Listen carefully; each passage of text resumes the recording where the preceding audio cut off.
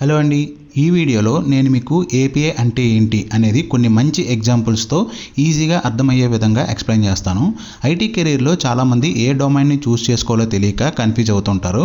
వాళ్ళందరికీ ఈ video help అవుతుందని నేను ఆశిస్తున్నాను. అయితే వీడియోలోకి వెళ్ళబోయే ముందు వన్ స్మాల్ రిక్వెస్ట్, ఇలాంటి మరిన్ని ఇంట్రెస్టింగ్ వీడియోస్ కోసం మన ఛానల్ అయితే వెంటనే సబ్స్క్రైబ్ చేసుకుని పక్కనే ఉన్న బెల్ ఐకాన్ని క్లిక్ చేయండి. API application programming interface. దీన్ని ఇన్వెంట్ చేయకముందు ఉండే హ్యూమన్ లైఫ్ వేరు, ఇన్వెంట్ చేసిన తర్వాత ఉన్న హ్యూమన్ లైఫ్ వేరే లెవెల్ అంతే. ప్రజెంట్ ఈ ఏపీఐస్ అనేవి ప్రతి హ్యూమన్ లైఫ్లోని ఒక పార్ట్ అయితే అయిపోయాయి.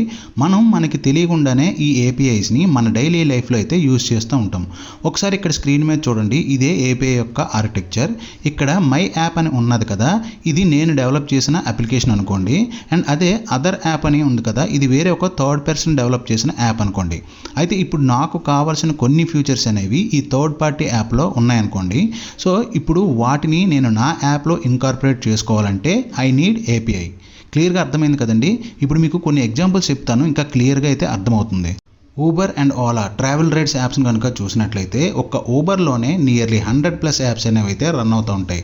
లైక్ ఒక యాప్ ఏమో పేమెంట్స్ కోసం, ఇంకొక యాప్ ఏమో లొకేషన్ యాక్సెస్ కోసం, అలాగే ఇంకొక యాప్ రివ్యూస్ అండ్ ఫీడ్బ్యాక్స్ కోసం. ఇలా డిఫరెంట్ యాప్స్ అనేవి అయితే ఉంటాయి. అయితే ఈ యాప్స్ అన్నీ కూడా డిఫరెంట్ ఏపీఐ సర్వీసెస్ని యూజ్ చేసుకుని ఒకదానితో ఒకటి కమ్యూనికేట్ అవుతూ ఉంటాయి అన్నమాట. Next example login form. Login ఫామ్లో మనకి యాక్చువల్గా user name and password entry fields అనేవి అయితే ఉంటాయి. ఇప్పుడు ఈ ఫామ్ని ఫ్రంట్ ఎండ్ అని కూడా అంటారనమాట. అదే దీన్నే యూజర్ ఇంటర్ఫేస్ అని కూడా అంటారు. ఇక్కడ యూఐలో ఐ అంటే ఇంటర్ఫేస్, ఈ ఇంటర్ఫేస్ ఏదైతే ఉంటుందో అదే ఏపీఐ. సో ఇక్కడ లాగిన్ ఫామ్ అనేది ఫ్రంట్ ఎండ్ కాబట్టి దీనిలో మనం ఎంటర్ చేసిన పాస్వర్డ్ రైట్ ఆర్ రాంగ్ అనే వెరిఫికేషన్ ఎలా జరుగుతుందంటే, ఫ్రంట్ ఎండ్ ఆర్ యూజర్ ఇంటర్ఫేస్లో మనం ఎంటర్ చేసిన పాస్వర్డ్ని బ్యాక్ ఎండ్కి రిక్వెస్ట్ని సెండ్ చేసి పాస్వర్డ్ని చెక్ చేసి రెస్పాన్స్ అనేది అయితే వస్తుంది. ఇలా మనం ఫ్రంట్ ఎండ్లో ఎంటర్ చేసిన పాస్వర్డ్ని త్రూ ఏపీఐ హెల్ప్ ద్వారా బ్యాక్ ఎండ్కి సెండ్ చేయగలుగుతున్నాం. అలాగే మనం అందరం యూజ్ చేసే యూట్యూబ్, దీనికి కూడా చాలా పెద్ద పబ్లిక్ ఏపీఐస్ అయితే ఉన్నాయి. Like thumbnails, titles etcetera. And వీటితో పాటు జీమెయిల్, గూగుల్ డ్రైవ్ ఇవి కూడా ఏపీఐస్ ద్వారానే వర్క్ చేస్తూ ఉంటాయి. ఇప్పుడు కొంచెం నెక్స్ట్ లెవెల్కి వెళ్ళి చూద్దాము how API will work in real world scenario అని. ఒక్కసారి స్క్రీన్ మీద చూడండి, మనం ఏదైనా ఒక యాప్ లేదా ల్యాప్టాప్, డెస్క్టాప్ ద్వారా ఒక రిక్వెస్ట్ని త్రూ ఇంటర్నెట్ ద్వారా ఏపీఐ సర్వీస్కి అయితే సెండ్ చేస్తాము. దెన్ ఈ ఏపీఐ వెబ్ సర్వర్స్ లేదా డేటాబేస్ అంటే బ్యాక్ ఎండ్కి సెండ్ చేసి మనకి కావాల్సిన రీసోర్సెస్ని రెస్పాన్స్ రూపంలో ఈ విధంగా అయితే జనరేట్ చేస్తుందన్నమాట. దీనికి మంచి ఎగ్జాంపుల్ కనుక చూసినట్లయితే, ఎర్లియర్ డేస్లో మనం ఏదైనా ఒక వెబ్సైట్లో కానీ యాప్లో కానీ రిజిస్టర్ అవ్వాలంటే వాళ్ళు డెవలప్ చేసిన సైన్ ఇన్ ఫామ్లో యూజర్ నేమ్ అండ్ పాస్వర్డ్ ఇచ్చి రిజిస్టర్ చేసుకోవాల్సి వచ్చేది.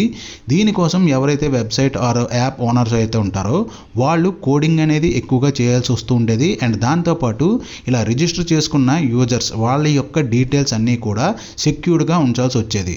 సో ఇలాంటి ఛాలెంజెస్ అన్నీ ఉండేవి. అదే ఇప్పుడు కనుక మీరు చూసినట్లయితే జస్ట్ ఆథెంటికేషన్ ద్వారా రిజిస్టర్ అనేది అయిపోగలుగుతున్నాం. ఫర్ ఎగ్జాంపుల్ మెజారిటీ రిజిస్ట్రేషన్స్ అనేవన్నీ కూడా ఇప్పుడు either Google account are Facebook ద్వారా జరుగుతున్నాయి. ఎందుకంటే వాటికి సెక్యూరిటీ అనేది ఎక్కువ కాబట్టి. అయితే అసలు ఈ ఆథెంటికేషన్ ప్రాసెస్ అనేది ఎలా జరుగుతుందో తెలుసుకోవాలంటే, మనం ఏదైనా ఒక ఆథరైజేషన్ రిక్వెస్ట్ని సెండ్ చేయగానే అది ఆథెంటికేషన్ ఏపీఐ సర్వీస్కి వెళ్తుంది. సో ఈ ఆథెంటికేషన్ ఏపీఐ ఈ రిక్వెస్ట్ని బ్యాక్ ఎండ్కి సెండ్ చేసి రెస్పాన్స్ టోకెన్ని మళ్ళీ బ్యాక్ పాస్ చేస్తుంది. సో ఇలా ఆథెంటికేషన్ అనేది ఆథరైజ్ చేయబడుతుంది. ఇంకొక ఎగ్జాంపుల్ చెప్తాను చూడండి. మనం ఏదైనా ఒక స్టోరీని కానీ లేదా పోస్ట్ని కానీ ఇన్స్టాగ్రామ్లో అప్లోడ్ చేసేటప్పుడు అక్కడ ఒక ఆప్షన్ కనిపిస్తుంది చూసారా, షేర్ టు ఫేస్బుక్ అని. అంటే మనం ఇన్స్టాలో పోస్ట్ చేసిన పోస్టులు ఆటోమేటిక్గా ఫేస్బుక్కి ఎలా ట్రాన్స్ఫర్ అవుతాయో తెలుసా? ఏపీఐని కాల్ చేయడం ద్వారా ఈ ప్రాసెస్ అనేది అయితే జరుగుతుంది. సో ఫైనల్గా ఏపీఐ బెనిఫిట్స్ని కనుక మనం చూసినట్లయితే, ఫస్ట్ కాంప్లెక్సిటీ హైడ్. దీని మీనింగ్ ఏంటంటే, మనం జస్ట్ ఒక రిక్వెస్ట్ని ఏపీఐ సర్వీస్కి సెండ్ చేస్తే చాలు, మనకి రెస్పాన్స్ అనేది వచ్చేస్తుంది. అంతేగాని ఆ ఏపీఐ బిహైండ్ కాంప్లెక్సిటీ మనకి కనబడదు, అలాగే అవసరం కూడా లేదు.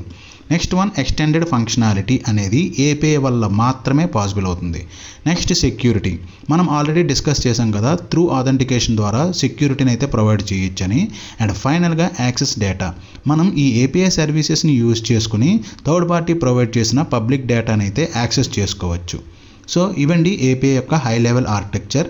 నెక్స్ట్ వీడియోలో నేను మీకు rest API, web API, soap API అంటే ఏంటి, వాటి మధ్య ఉండే డిఫరెన్సెస్ గురించి ఎక్స్ప్లెయిన్ చేస్తాను. ఈ వీడియో కనుక మీకు నచ్చినట్లయితే మీ ఫ్రెండ్స్ అండ్ ఫ్యామిలీ మెంబర్స్కి షేర్ చేయండి, వీడియోని అయితే లైక్ చేయండి, మన ఛానల్ మాత్రం సబ్స్క్రైబ్ చేయడం మర్చిపోకండి. Thank you.